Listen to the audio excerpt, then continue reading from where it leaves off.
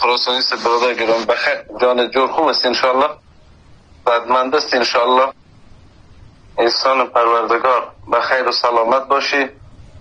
دیگه تنوتر هستی خب و تقریبا دو روز قبل ملاقات همراه دیگه رئیس امنیت اینجا داشتیم.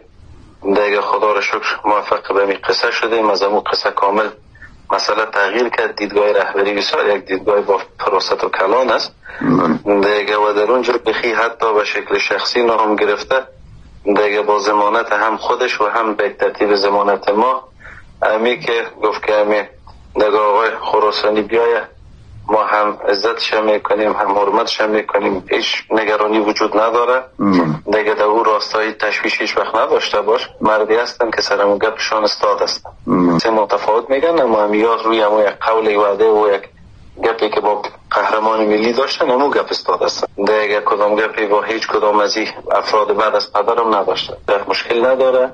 اما آیا این مستقیم خموره میگم یک جنگ است، اما غیر مستقیمش هم خب ببینین امکان داره نداره پاکستان یا یک جای دیگه اوش قدر جایی نماندی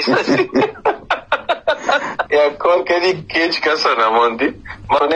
بازم میگم از نگاه او چیز بیخ وقتی که یک شخصیت بسیار کلانشان یک گپ میزنن و باز دیگه نیست که خدای ناخواسته پیش روی یک گپ بزنن پشت سر یک کار دیگه بکنن دیگه. بسیار با عزت میاریم، با عزت باید ببینن که اینجا واقعا چیز واقعا تمام روز یعنی قیک مسلمانی و انصافا نمازخانی و دیگه دین دوستی در اینجا سمیر نه در وطن خودمون ما دیدیم نه در ایران دیدیم نه جای دیگه کن دیگه. باز نشه خدای ناخواسته داخل دارین او از بره که او با چیز بکنین فکر بکنین برای محول بده درست خیلی خودش فکر کنه و اتندار بخیر خباز به محول بده.